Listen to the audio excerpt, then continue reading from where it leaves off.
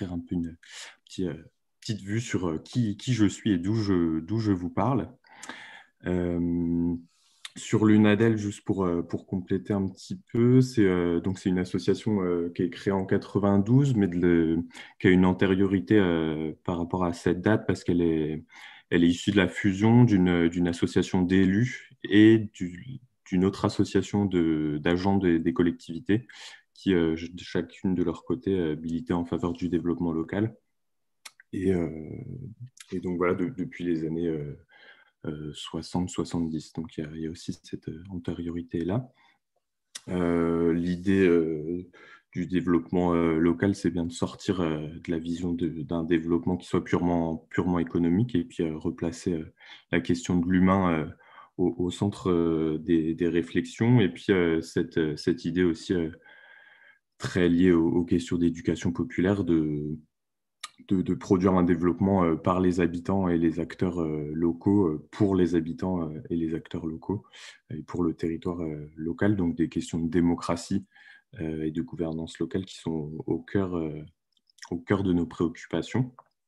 Aujourd'hui, c'est une petite structure, hein, c'est une association, on est 3 salariés seulement, mais on s'appuie sur un gros réseau, un grand réseau de bénévoles, que ce soit dans les élus, dans les collectivités, dans des associations, des services de l'État, et pas mal de partenaires en région, que ce soit citoyens et territoires Grand Est, dans le Grand Est, l'ADENA en Nouvelle-Aquitaine, les localos qui travaillent aussi dans toute la France, enfin, voilà. Et puis la fabrique des transitions. On se donne deux missions principales. C'est vraiment cette question de la mise en réseau à travers l'organisation de divers événements comme les journées des territoires qu'on organise tous les ans depuis 4 ans en novembre, et puis là qu'on a modifié en semaine du développement local début mars. Et notre autre mission, c'est celle un peu de l'observation et de l'analyse des mutations en cours dans les territoires, et aussi à la fois des mutations en cours dans les territoires et de leur impact sur la question des métiers au sens large, en tout cas sur la question des compétences que ces mutations appellent auprès à la fois des élus, mais aussi des agents et même des personnes qui font du conseil auprès des collectivités. Voilà pour poser un peu le décor. Donc, ce qui m'amène ici, et ce sur quoi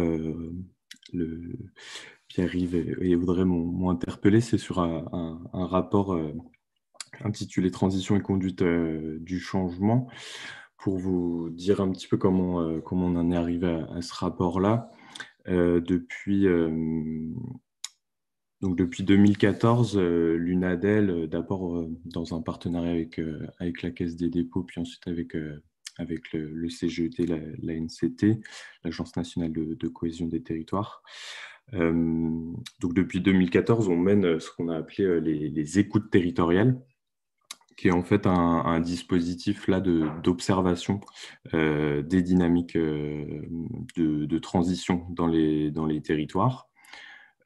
Qui s'appuie un peu sur un parti pris de base, qui est l'idée que la transition écologique, s'il y a des solutions techniques qui peuvent aider à la mettre en place, les principaux freins se situent au niveau humain, c'est-à-dire au niveau relationnel, au niveau organisationnel, et donc dans l'interrelation qui se crée sur les territoires. Et donc, c'est ça qu'on a cherché à aller observer, ces questions de gouvernance locale des démarches de transition écologique. Donc, depuis 2014, on a été voir plus de 25 territoires. C'est un dispositif assez léger, on passe seulement 2-3 jours sur le territoire, mais par quelques entretiens, enfin, un maximum d'entretiens, mais avec 2 ou 3 personnes. Ça nous permet voilà, d'essayer de repérer les ressorts des démarches de transition écologique. Donc, c'est cette interrogation-là qui nous motive depuis 2014. On a décliné un peu cette interrogation selon plusieurs angles, notamment celui de la coopération entre collectivités territoriales, donc coopération interterritoriale en 2019. Et là, actuellement, on travaille spécifiquement sur la question de la relation entre collectivités territoriales et initiatives citoyennes, initiatives de la société civile. Donc, on travaille ça sur 5 territoires actuellement. Dès 2014, en fait, on a travaillé avec la commune de Los Angeles, dont vous avez forcément entendu parler. Et donc, on a suivi aussi leur démarche depuis 2014 et les différents accompagnements dont ils ont profité, et notamment le travail de l'ADEME. Et donc, ce rapport transition et conduite du changement, il vient d'une démarche travaillée avec l'ADEME, Los Angeles et Cadran Conseil en 2018-2019, où l'idée de ce travail, c'était de pouvoir vérifier auprès de 4 autres territoires les facteurs de succès de la démarche de transition initiée à Los Angeles. Donc, le cabinet Cadran Conseil avait fait une évaluation de la stratégie de conduite du changement et donc la stratégie de transition menée par Los Angeles. Ils en ont ressorti une dizaine de facteurs de succès.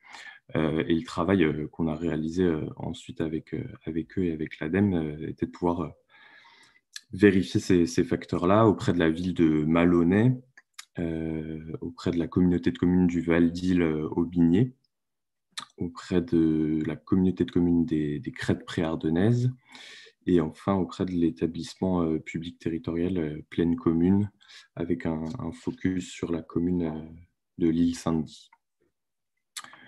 Voilà. Et donc, ce travail qui a constitué en fait en 3 séances de travail, de séances réflexives sur ces 4 territoires. On en a ressorti à la fois des monographies sur chaque territoire et puis ce travail de croisement et d'analyse qui a donné lieu à ce rapport. C'est un rapport qui est principalement à destination des collectivités, en tout cas des élus et des agents des collectivités.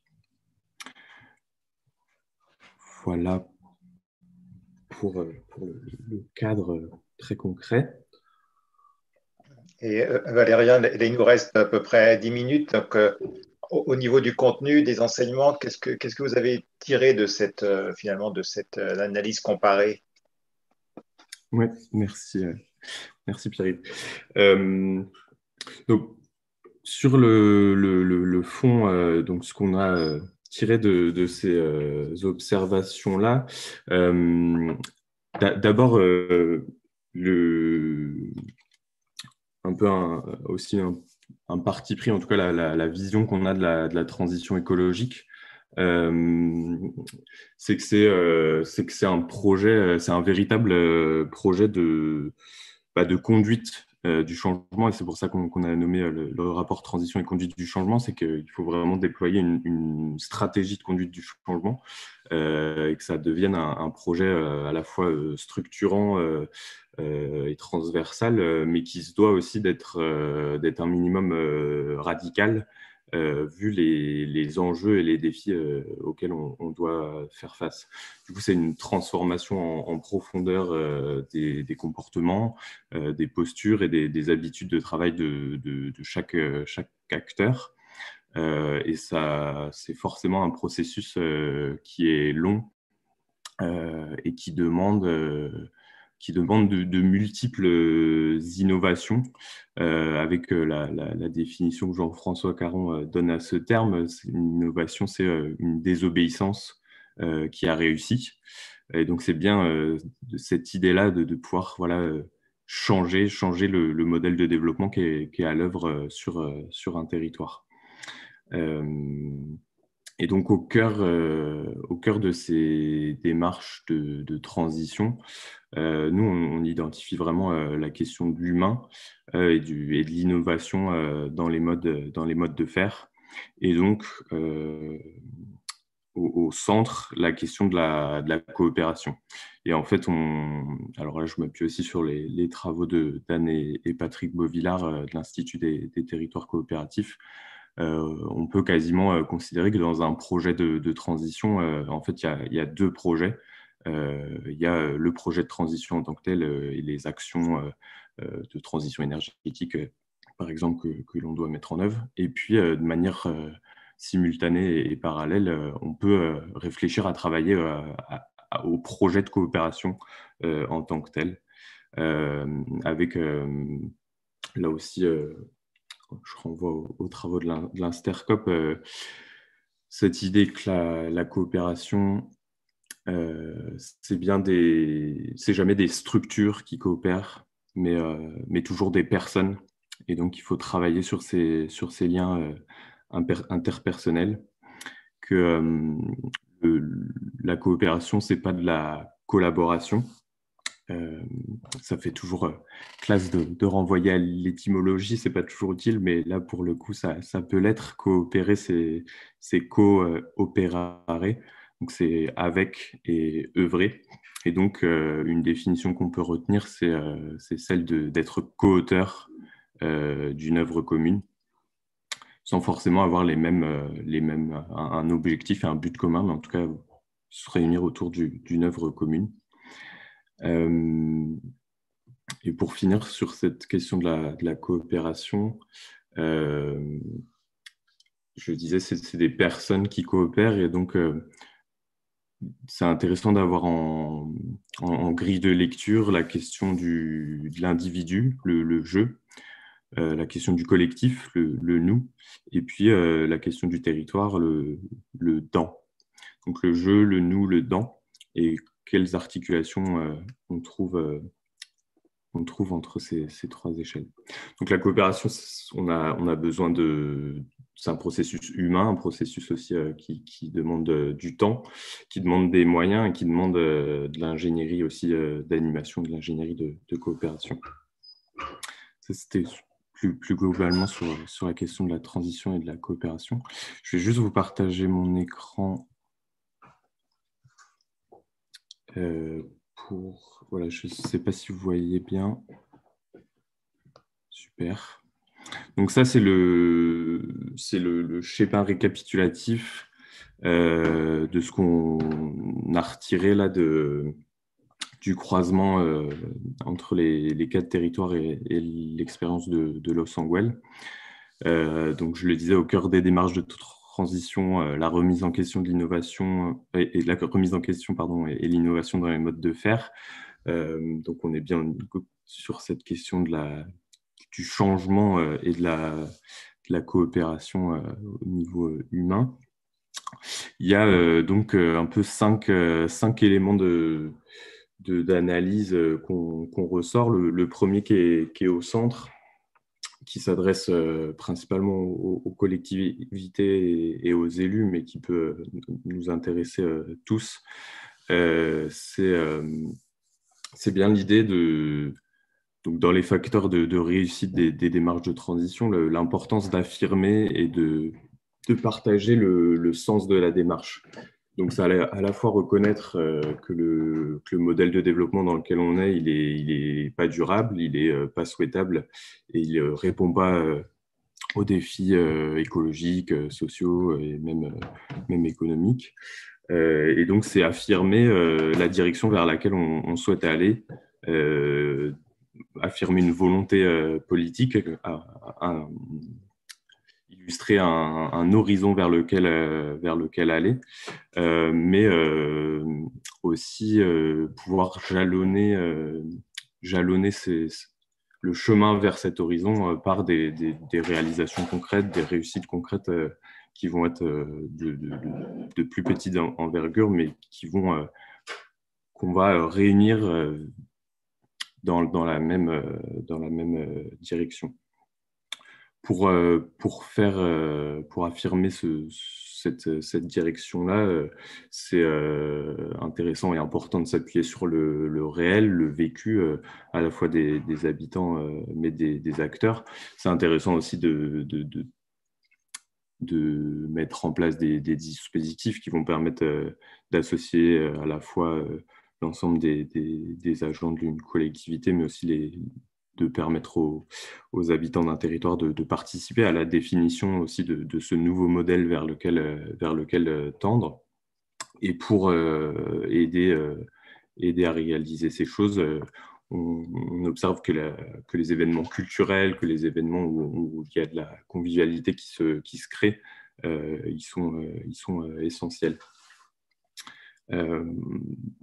Pour donner un exemple, c'est les crêtes préardennaises qui organisent, alors je ne sais plus exactement depuis quand, mais qui organisent chaque année une fête de la transition, qui est à la fois un moment convivial, festif et culturel, et qui, sur un territoire de 97 communes, réunit plus de 10% de la population du territoire.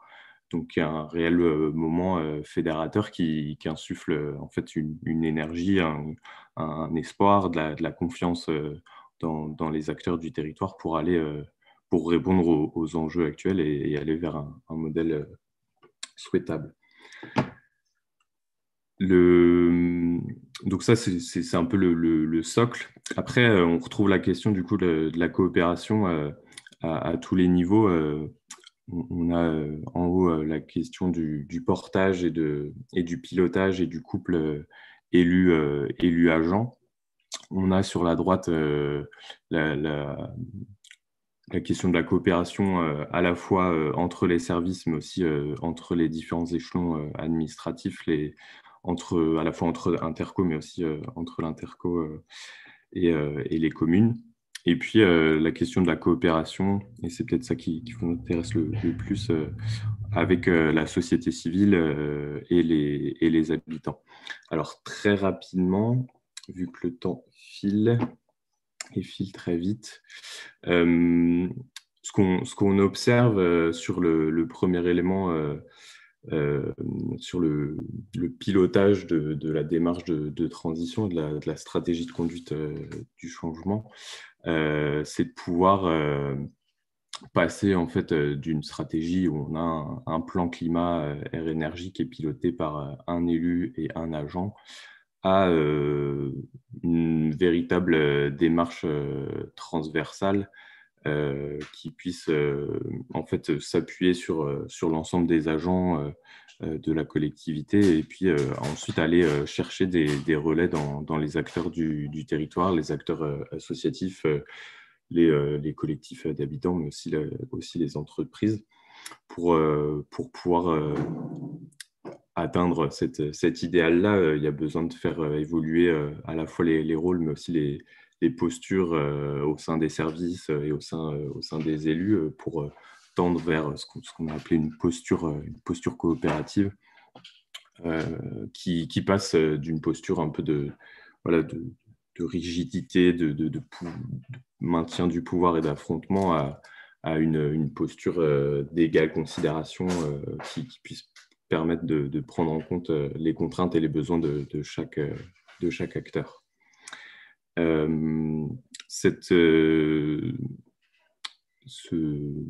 dire, pour atteindre aussi ces objectifs-là, on a besoin au sein des collectivités de développer de l'ingénierie qui soit formée à l'animation, à la coopération et qui puisse permettre d'associer le plus grand nombre. Ça peut être aussi des formations auprès des élus. Voilà. Juste pour illustrer, dans l'Albigeois-Bastide, le pôle territorial Albigeois-Bastide porte une démarche de transition et il s'appuie sur un réseau d'ambassadeurs qu'il a identifié parmi les conseillers municipaux, au sein des agents des collectivités, au sein des salariés, des associations ou des entreprises. Donc, ça va être des ambassadeurs de la démarche de transition qui vont être formés et qui vont aussi être mis en réseau pour partager cette démarche. Je me dépêche, oui. Oui, moi, je vais jouer mon mauvais rôle Oui, de oui, rappeler oui. du temps pour qu'on ait un temps suffisant d'échange, parce qu'il y a vraiment beaucoup de choses intéressantes et recueillir les réactions. Donc, si Oui. on peut aller vers la conclusion. Oui, oui, oui. Et ben, juste sur la question de la coopération entre services et collectivités, les démarches en approche projet, où on se réunit autour d'un projet et l'ensemble des personnes volontaires, quel que soit leur service, peuvent participer. C'est des exemples qui sont intéressants. Aller vers une sorte de management coopératif qui comprend à la fois des formations, mais aussi un droit à l'erreur et l'importance du bilan. Sur la question de la coopération avec la société civile et les habitants, ce qui motive cette coopération-là, c'est bien de se dire que une collectivité toute seule ne peut pas répondre à l'ensemble de ces enjeux, qu'il y a besoin d'approfondir la démarche de coopération en allant chercher le soutien des habitants, des associations. Dans les éléments de réussite à ce niveau-là, c'est plusieurs éléments, pouvoir repérer ce qui existe déjà par rapport aux habitants, mais même aux entreprises ou aux associations, pouvoir aussi choisir une porte d'entrée.